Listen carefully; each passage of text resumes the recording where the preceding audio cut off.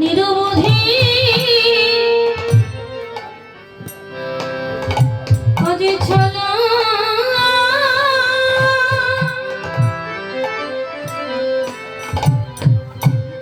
চলো চলো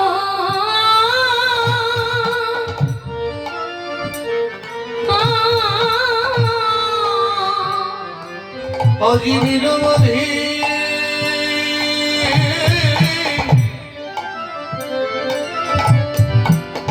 চলো চলো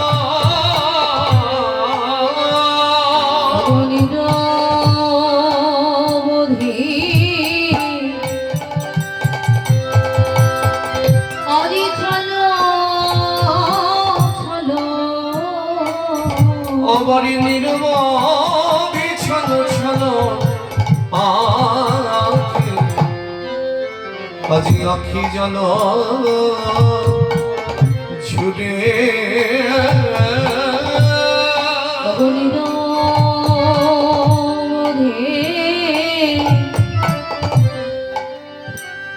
আজি চলো চলো আজি নিরবধি চলো চলো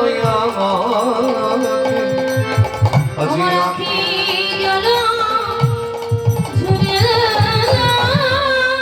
বলি বিরাম নাই বিরাম নাই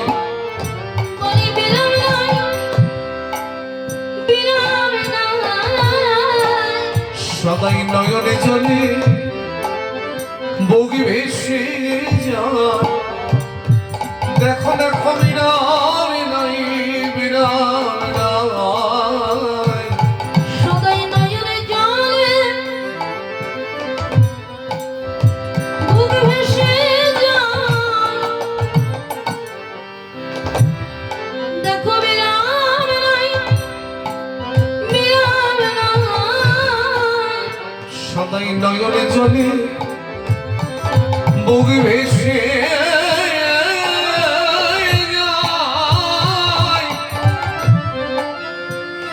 বলি বিরাম নাই বিরাম নাই সদাই নয়নে জলে বুক ভেসে যায়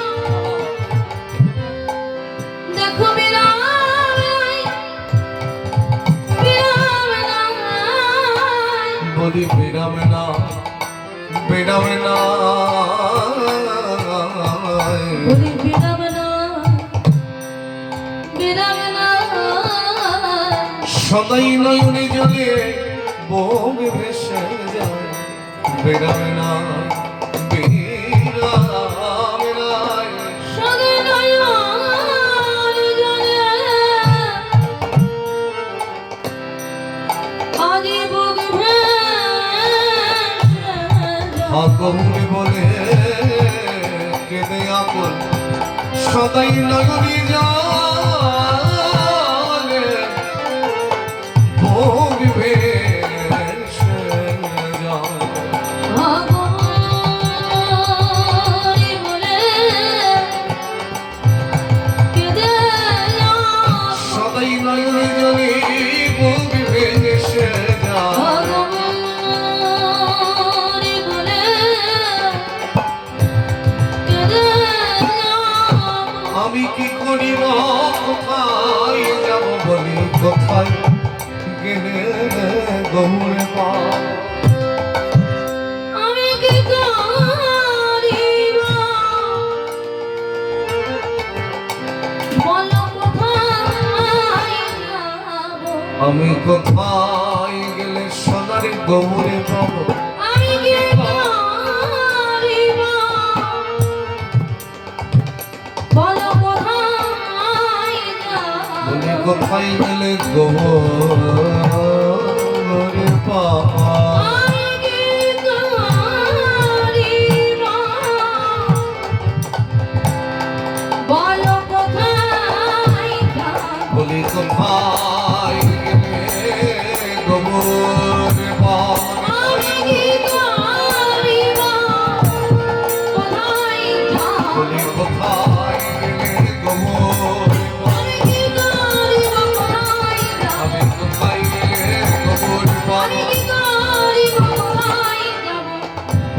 না বিরামে না। শ্রীধাম নদিয়া নবদ্বীপ, নবদ্বীপের এক নাগরী আর এক নাগরীকে ডেকে বলছে, নাগরী রে, আজ বেলি অসকালে গিয়েছিলাম ভাগ্যবতীর সুরধুনিতে জল আনতে,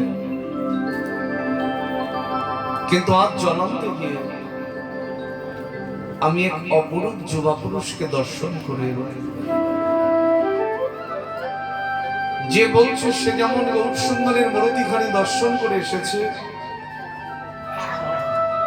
আবার যার কাছে বলছে সেও কিন্তু গৌর সুন্দরের মূর্তিখানি দর্শন করে এসেছে। এখন প্রথম নাগরী বলছে আর দ্বিতীয় নাগরী বসে বসে আস্বাদন করছে। বলে ও বলছে বলুক, আমি বলবো না,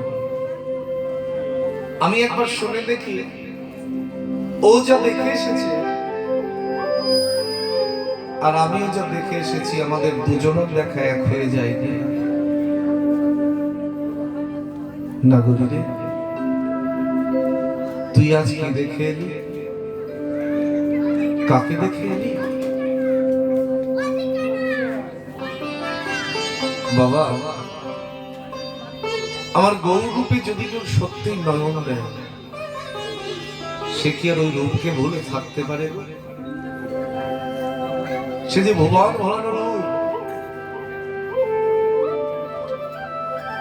মাথায় তার চাচর চিকর কেশ, সুদীর্ঘ তার ললাট, সুকোমল তার নয়ন, জীর্ণ ফলের ন্যায় অষ্ট দুটি, মুক্তা পাতির ন্যায় দন্তগুলি, কদলী বৃক্ষ সমজার চরণ, সর্বাঙ্গটা একেবারে কাঁচা সোনা দিয়ে মোড়া। তো ওই রূপে যদি কেউ নয়ন দেয়, সে কখনো থাকতে পারে গো? তো প্রথম নাগরী দ্বিতীয় নাগরীকে বলছে, নাগরী, ওই রূপের নয়ন দিয়ে আমার হচ্ছে ভয়ঙ্কর ব্যাধি, আমার এই ব্যাধি কি করে সারবে তুই বলতে পারিস? নাগরী রে, এই জগতে যদি কারোর ব্যাধি হয়, শুধু গৌর ভক্ত মন্ডলী, ভক্তিমতী মায়ের এবং বাবারা, এই জগতে যদি কারোর ব্যাধি হয়, ব্যাধি মানে হচ্ছে রোগ। দেখবেন এমন এমন ব্যাধি হয়, ডাক্তারের কাছে গিয়েও অনেক সময় সুরাহা পাওয়া যায় না। কোটি কোটি টাকা থাকলেও মানুষকে বাঁচানো যায় না। তো ইহ জগতে যেমন রোগ আছে, পরমার্থিক জগতেও রোগ আছে। তা ইহ জগতের রোগ সারাবার জন্য আমরা ডাক্তারের কাছে যাই, কিন্তু পরমার্থিক জগতে যাদের রোগ হয় তারা কেউ ডাক্তারের কাছে যায় না বাবা।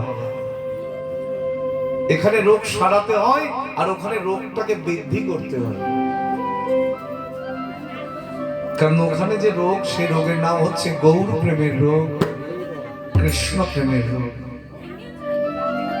তো গৌর প্রেমের ব্যাধি যদি কারোর হয়, কৃষ্ণ প্রেম ব্যাধি যদি কারোর হয়, তারা ব্যাধি সারাবার জন্য যত্নবান হয় না, বরং যেখানে এই ব্যাধির মানুষ বসে থাকে সেখানে গিয়ে কি করে জানো? সেই ভক্তের চরণ ধরে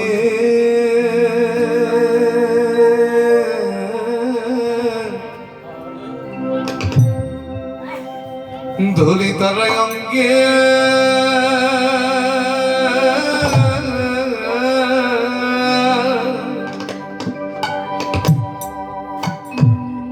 অঙ্গে মাখে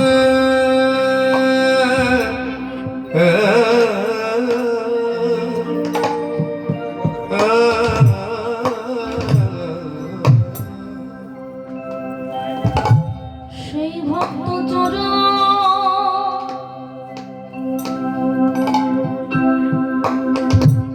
চরণে ধরে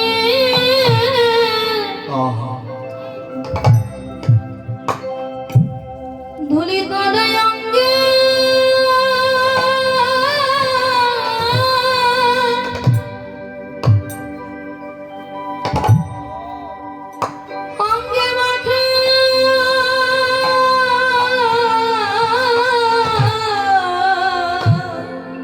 সেই ভক্ত চরণ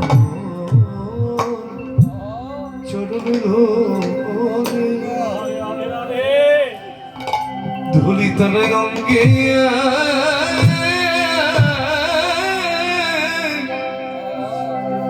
অঙ্গে মাথা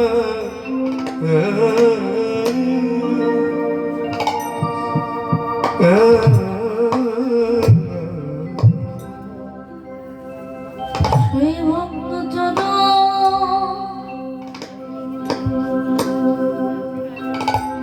চরণে ধরে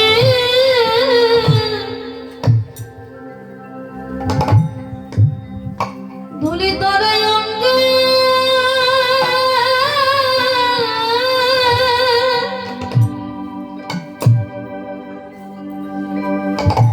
অঙ্গে মাখে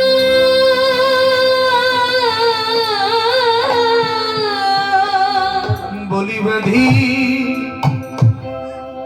ব্যাধি যেন এর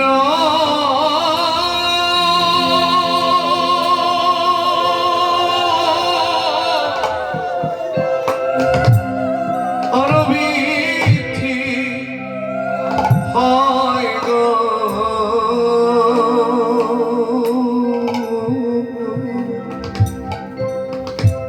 সেই ভক্ত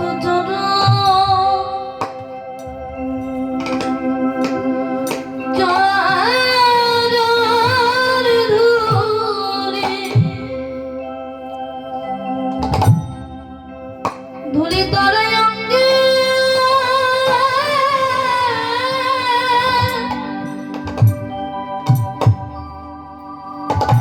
অঙ্গে মাখে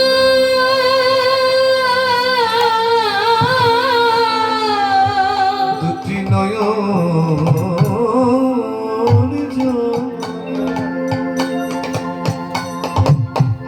জলে ভোগ ভাষা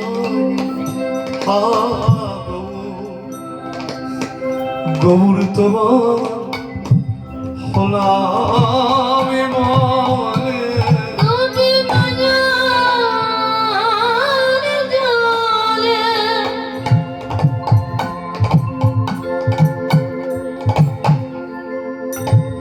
চলে ভুগবা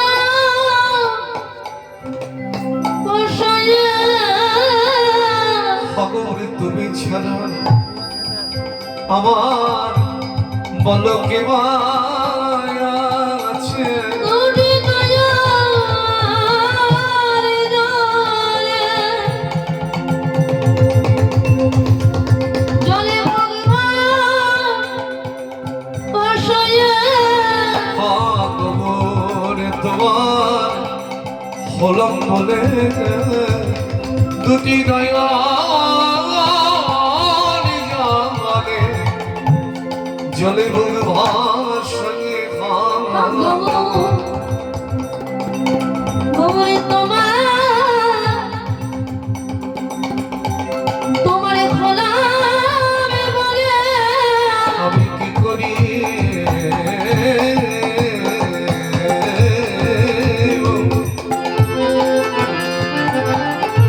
কোথায় রামনি কোথায় গেলে সোনার গোবর পাবো আমি কি করিবা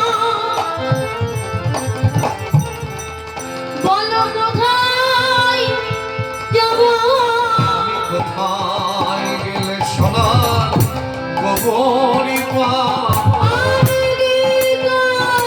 কি করিবা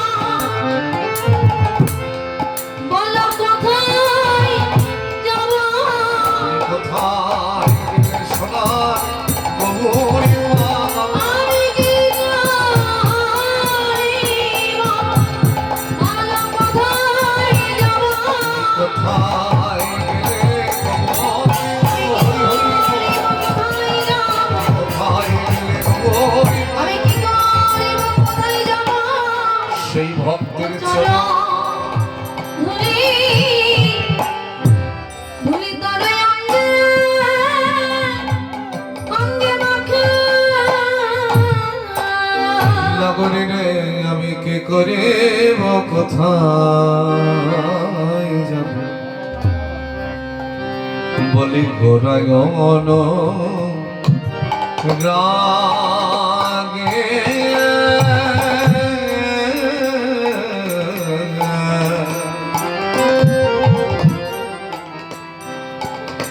আমি কি করি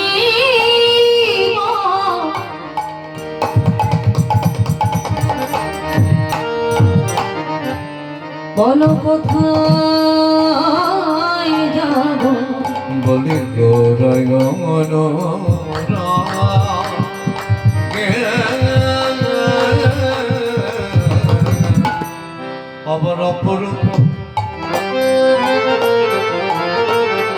আবার অপরূপ গোরা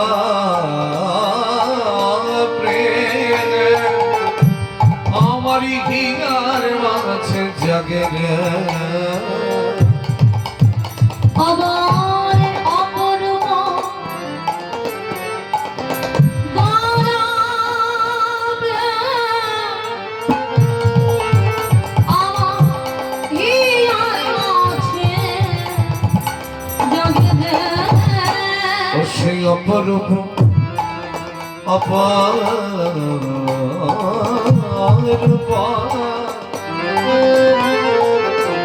ও সেই অপরূপ গোরা প্রেম আমারই হিয়ার মাঝে জাগে রে ও সে অপরূপ গৌরবে আমার হিয়ার মাঝে জাগে রে।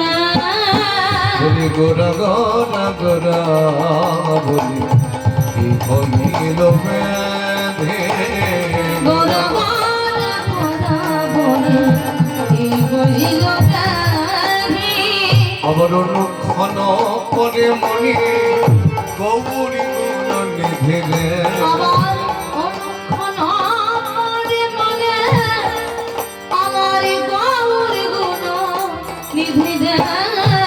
গৌরঙ্গ ফিরতে খানি বড় বিশ্বাস গৌরব পেরেতে খানি বড় অবিশ্বাস আবার বাসু পাখে রহিল কুলি পরমরে আবার অশুভ হের রহিল কুলেরি ভালো মরে আবার বাসু পাখে রহিল কুলি ধনা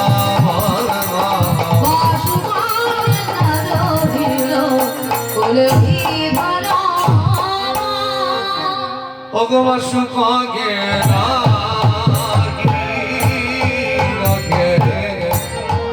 কুলের ধর্ম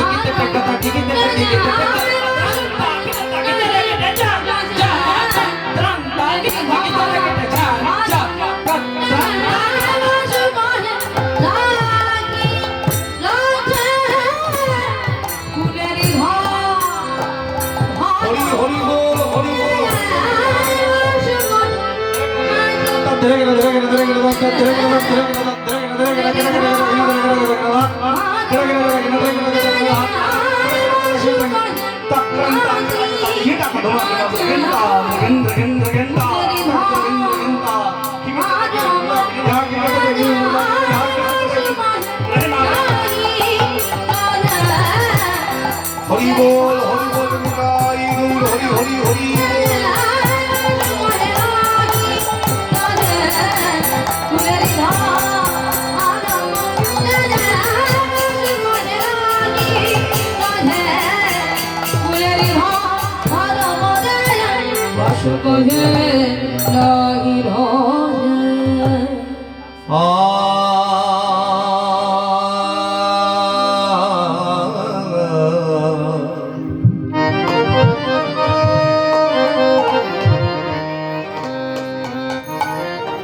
বৃন্দাবনে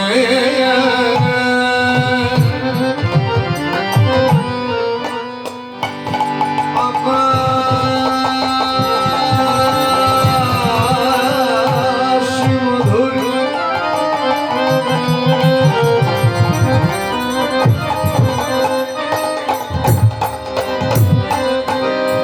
বৃন্দাবনী বাতাস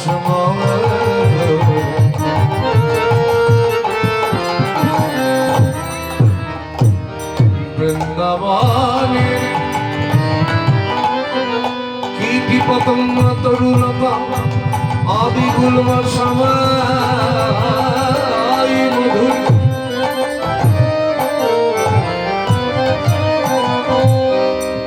শ্রীধাম বৃন্দাবনী ভাগ্যবতী যমুনা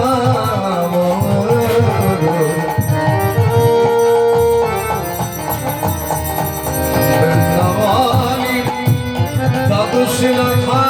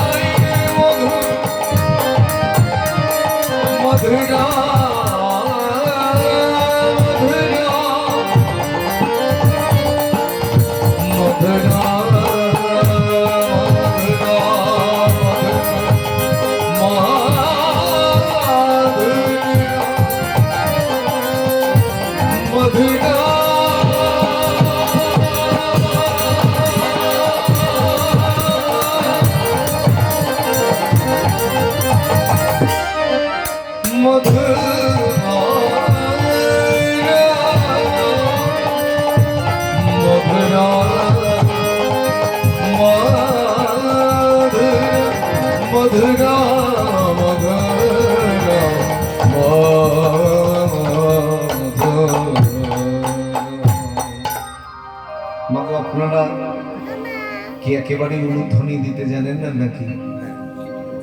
হ্যাঁ, মাঝে মাঝে না দিলে হরিবাসর মনে হয়। বলো রাধারানী কি, এটা বলতে গেলে পয়সা লাগবে। করোনা আমাদের হবে না, কাদের হবে বলো তো? আমরা ভগবানের নামও ফাঁকি দেই। বলো ভাইরাস কাদের হবে? জোরে জোরে বলো, এতক্ষণ তো অনেক কথা শোনা গেল। তাহলে রাধারানী কি জয়ধ্বনি দিতে পারছো? বলো রাধারানী কি জয়। তাও হয়েছে? এতগুলো মানুষ বলতে পারছেন না? আরে একাদশী গেছে কাল, আজকে তো আর একাদশী নাই, আজকে তো খাওয়া হয়েছে।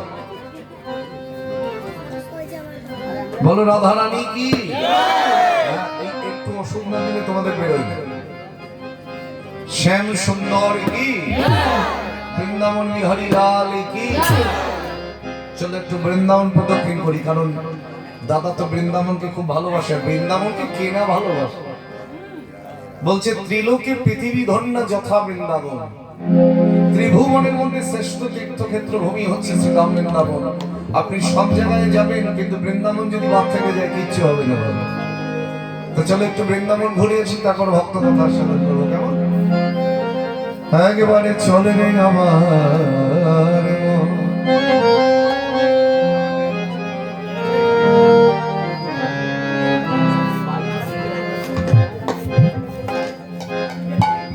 চলে রে আমার এ মন রে, মন রে, মন রে, মন রে।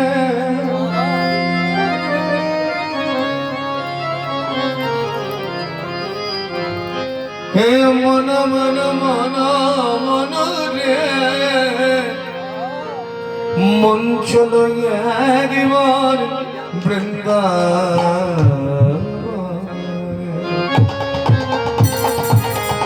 সবাই মিলে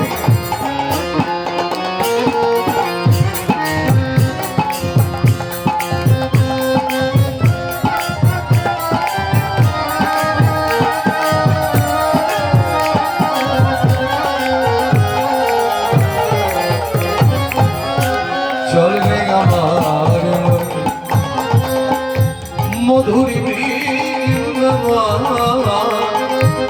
যমুনার ধারে আরে তোমার উলুধ্বনি। চলে রে আমার মধুর বৃন্দাবন, যমুনার ধারে ধারে আমার আমারে রাধা কুণ্ড সামনে গিরি গৌরী বলি যমুনার ধারে ধারে কমলের হরি হরি বল।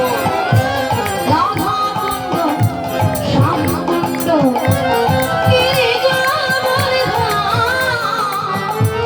যমুনার ধারে ধারে কমলের বন। আরে তালে মনে তোমার মন দেখো আরনি ধ্রুবন যমুনার ধারে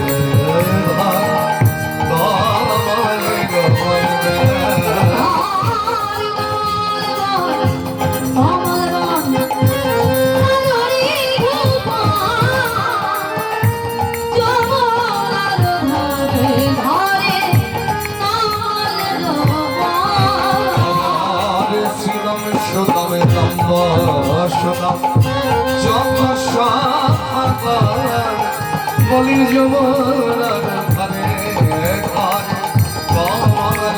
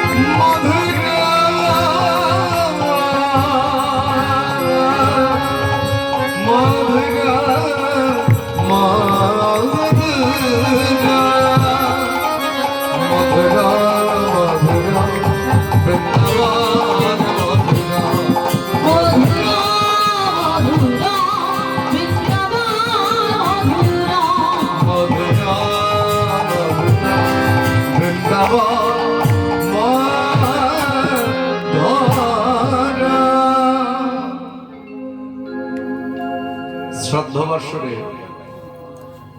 যে ভক্তলীলা আস্বাদন হয়, আমি দু তিনটে ভক্তলীলা শ্রাদ্ধবাসরে গাই। একটা হচ্ছে হরিদাস ঠাকুরের নির্যান, আর একটা হচ্ছে গোবিন্দ ঘোষের জন্য ভগবান নিজের হাতে পিণ্ড দান করেছিলেন। এই লীলাগুলো ভক্তলীলা হিসেবে গাওয়া হয় শ্রাদ্ধবাসরে, কারণ বিয়োগ লীলা, যোগ নয় তো, যা গাইতে হয় বিয়োগ। আর একটা গাওয়া হয় নিমাই সন্ন্যাসের কথা, সেটা গৌরাঙ্গ লীলায় চলে যায়। তার শুন আমরা গোবিন্দ ঘোষের পিণ্ডদানই আস্বাদন করি, ভক্তলীলা হিসাবে বেশি তাৎপর্য করি। যে লীলার আরেকটা নাম ছিল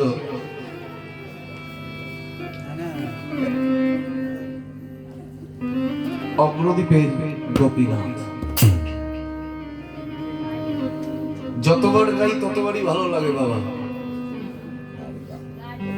এত মধুর লীলা। কত বড় ভক্ত হলে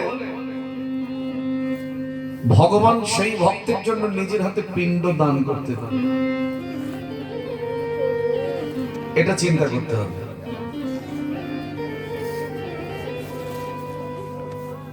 আচ্ছা, শুরুতেই বলি আপনাদের একটা কথা, মালা যারা পড়েছেন একজনের মালা আরেকজনের গলায় যেন দেবেন। কিছু জিনিস শিখতে হবে, কারণ আপনার গলার মালা মানে একটা প্রসাদী মালা, আরেকজনের গলায় দেওয়া যায় না। কাদের মালা পরা যায়? আমি আমার শ্রী গুরুদেবের মালা পড়তে পারি, আমি ভগবানের মালা পড়তে পারি, তাই বলে সাধারণ মানুষ একজন আরেকজনের গলায় মালা পরাতে পারে না, এটা মাথায় রাখবেন। আমাদের একটা অভ্যাস খারাপ, যেই একজন ভক্ত আসে নিজেরটা খুলে আরেকজনের গলায় ঢুকে।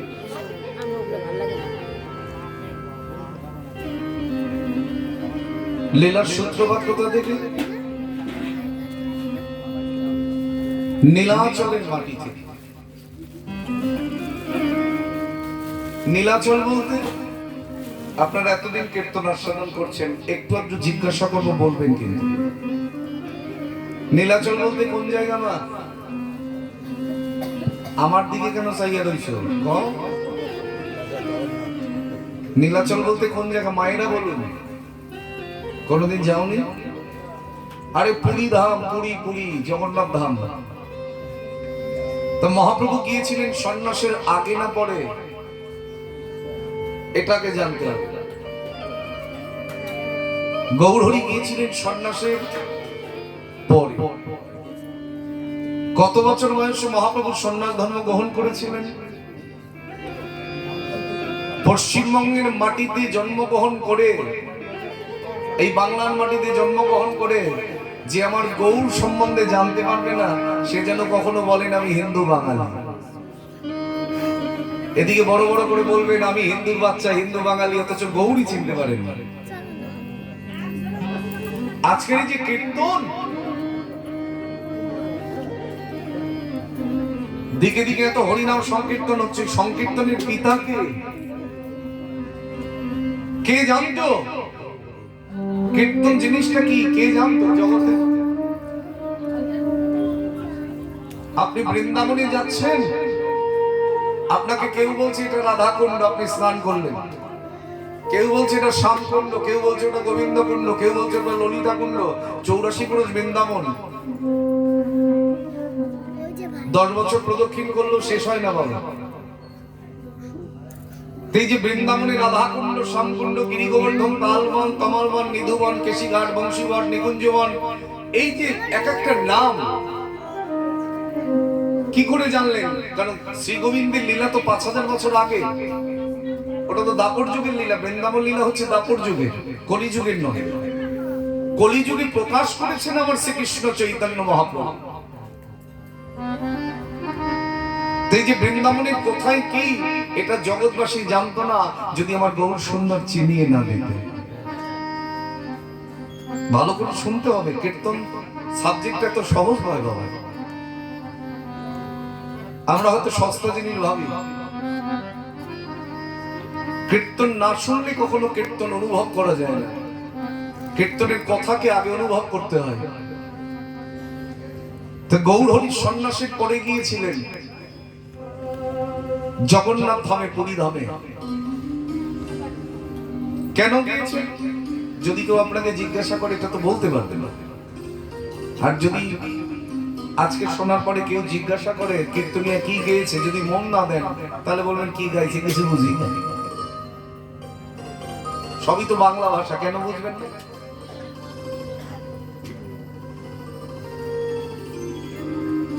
বোঝার মতন মন নিয়ে বসলে আমার প্রদীপদার মতন নিশ্চয়ই বুঝতে পারবেন।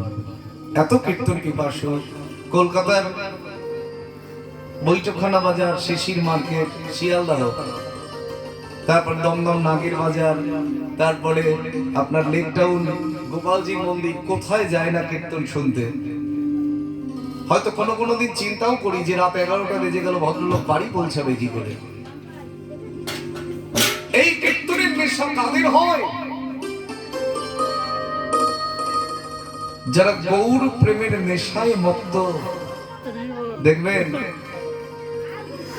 যে প্রতিদিন মদ খায় সে কিন্তু মদের দোকান খুঁজে বেড়ায়,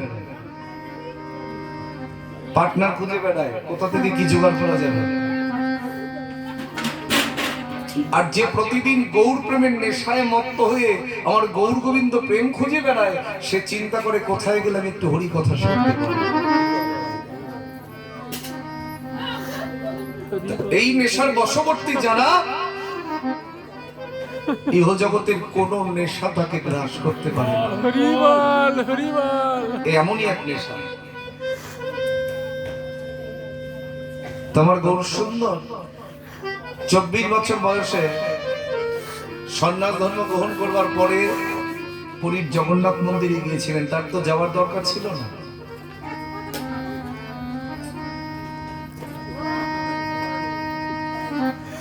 যিনি কলিযুগের সচল জগন্নাথ, বাসুদেব ঘোষ পদে বললেন না, বাসুদেব ঘোষ কহে করো জুড়ি দুই হাত, যেই কৃষ্ণ সেই গৌর সেই জগন্নাথ। তো সেই যদি জগন্নাথ হয়, আজকে কীর্তন করা খুব কষ্ট, ডানে কথা বায়ে কথা।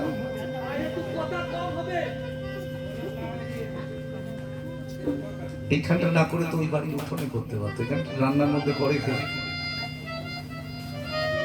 তো যেই কৃষ্ণ সেই গৌর সেই যদি জগন্নাথ হয়, তাহলে গৌর হরিণ আমার পুরী ধামে যাওয়ার কি দরকার?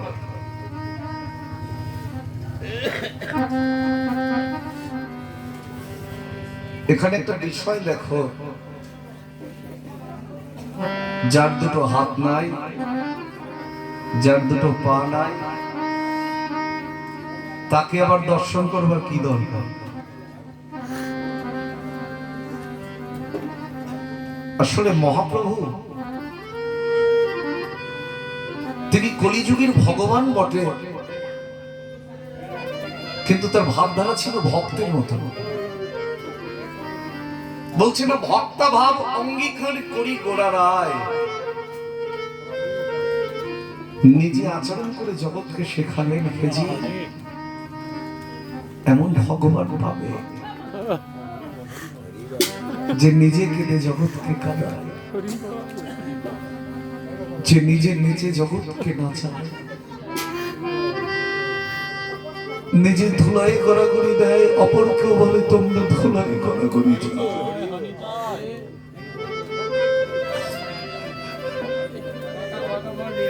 অন্যান্য যুগের ভগবান কোন ভাষায় কথা বলতেন এটা কিন্তু আমরা অনেকে জানি না বাবা, কিন্তু কলিযুগের ভগবান কি বাংলা ভাষায় কথা বলতেন?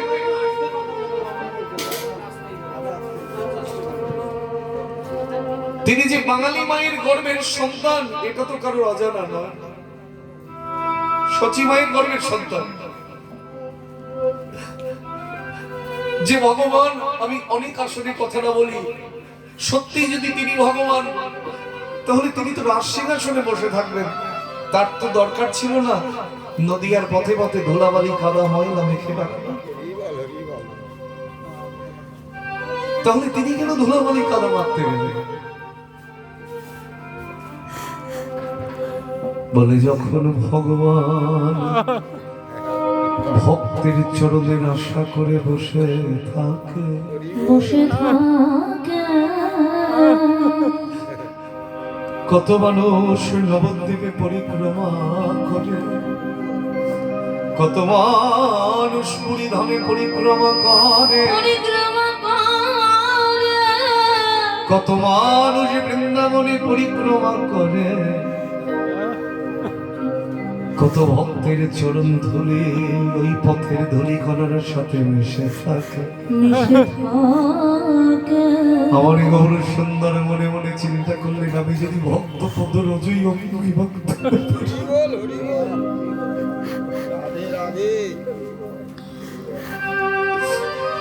আমি ভগবান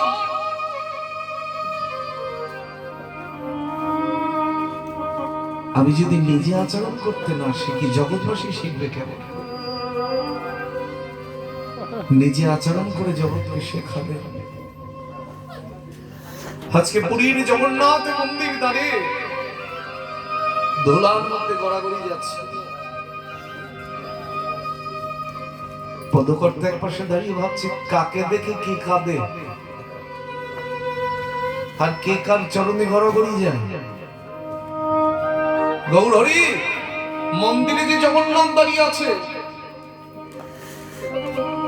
সে তো অচল জগন্নাথ, সে তো চলতে পারে না, কথা বলতে পারে না। আর তুমি তো কলিযুগের সচল জগন্নাথ, তুমি তো চলতে পারো, কথা বলতে পারো।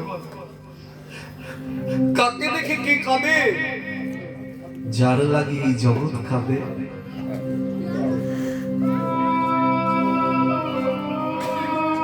ভাবাবেশে গৌর হরি যখন তার রাধা ভাব তখন কৃষ্ণ বলে কাঁদেন, যখন তার কৃষ্ণ ভাব তখন রাধা বলে কাঁদেন। আর আমার গৌরকে দেখবার জন্য আজকে পুরীধামে শত শত ভক্ত হয়েছে। আমার বাংলার অগ্রদ্বীপের মাটি থেকে, অগ্রদ্বীপ কোথায় গেছেন? অগ্রদ্বীপ হচ্ছে বর্ধমান জেলার মধ্যে পড়ে, নবদ্বীপ থেকে খুব একটা বেশি দূরে নয়। সেই অগ্রদ্বীপের মাটি থেকে পায়ে হেঁটে গোবিন্দ ঘোষ গেছেন পুরীধামে। কোথায়? অগ্রদ্বীপ বর্ধমান জেলায়, কোথায় উড়িষ্যার পুরী। এরা কৃপা পাবে না, পাবো কি আমার মতন অধম?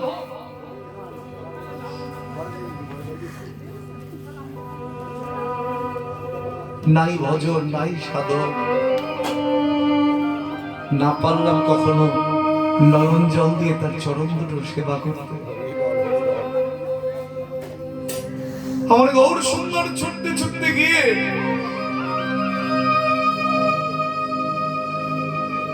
যখন পুরীধামের মাটিতে এসেছে, দেখছেন গৌর দর্শন করবে কি করে?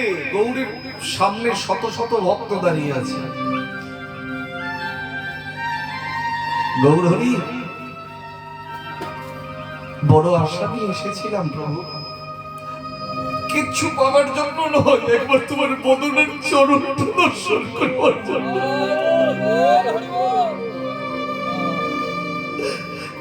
এতটা পথ পায়ে হেঁটে এলাম, একবার কি তোমার দর্শন পাবো না গৌর হরি?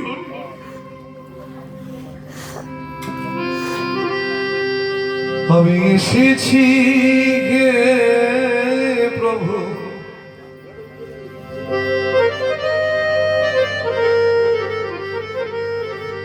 তোমারি চরণে শরণ লইব বলে,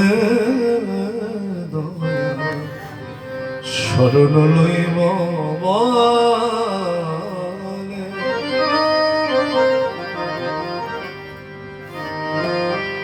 আমি এসেছি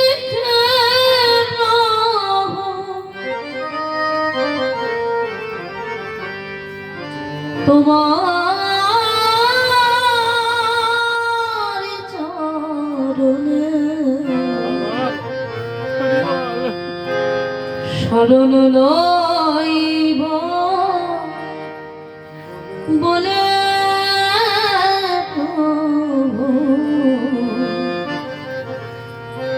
শরণ লইব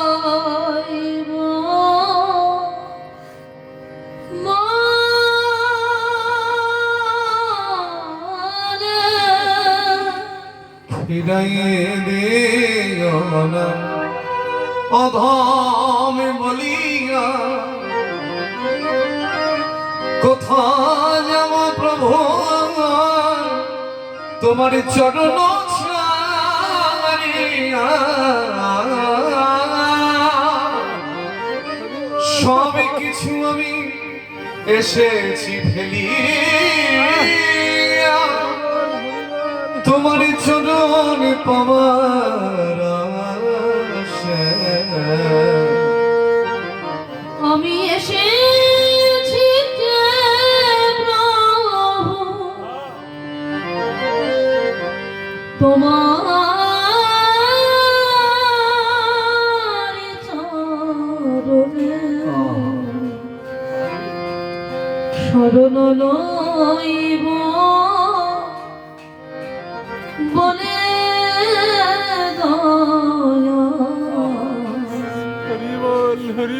শরণ লইব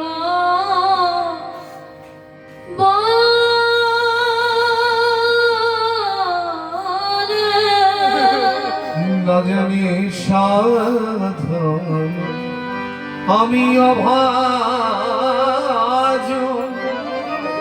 লোকে আমারে তুলে আমি না জানি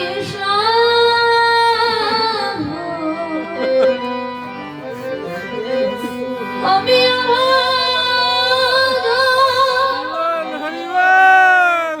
লোহে আমারে তুলে আমি না জানি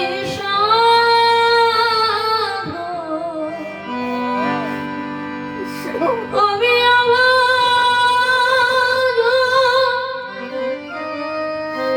লোহে আমারে তুলে আমি এসেছি হে প্রভু তোমার চরণে শরণ লইব বলে শরণ লইব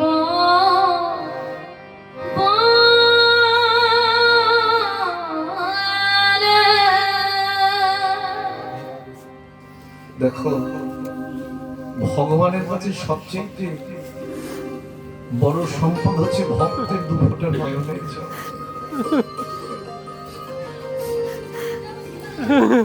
শিশুকালে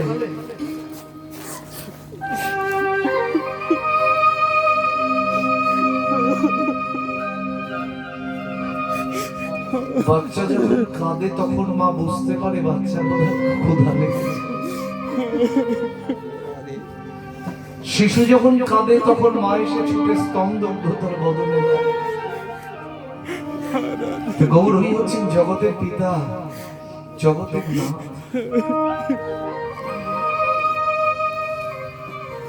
তিনি যেমন আমাদের পিতা, তিনি আমাদের মাতা, তিনি হচ্ছেন ভক্তি। তার কাছে যদি কেউ কাঁদে, কোন সন্তান যদি কাঁদে, আমার গৌর ছুটে এসে তাকে কোলে না নিয়ে পড়ে।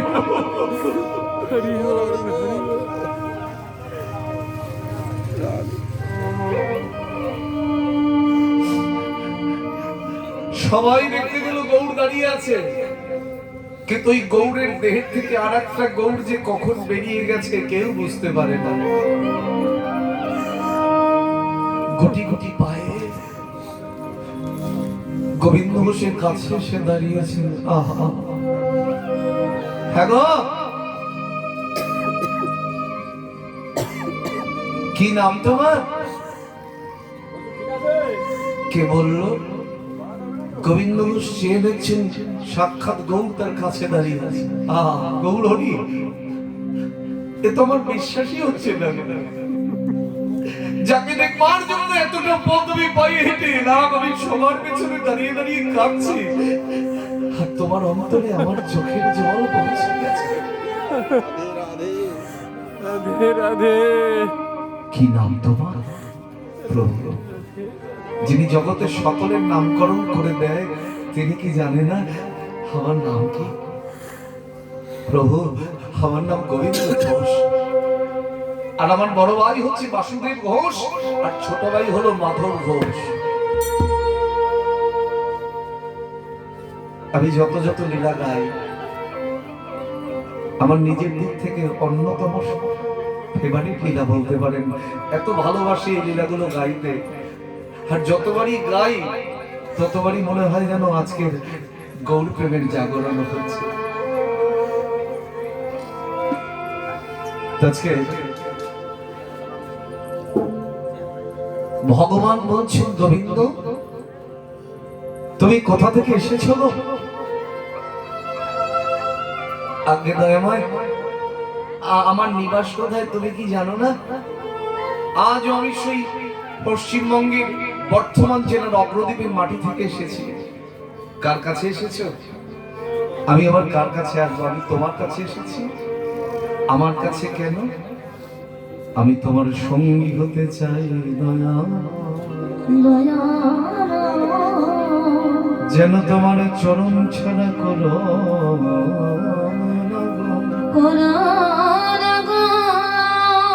অভিজমানা।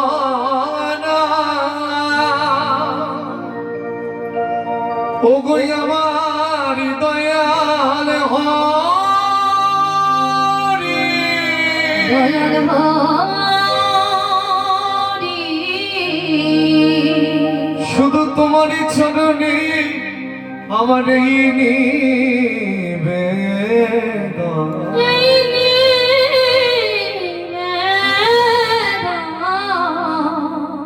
যেন তোমার চরণ ছাড়া কোনদিন কোন মুহূর্তের জন্য না হয়।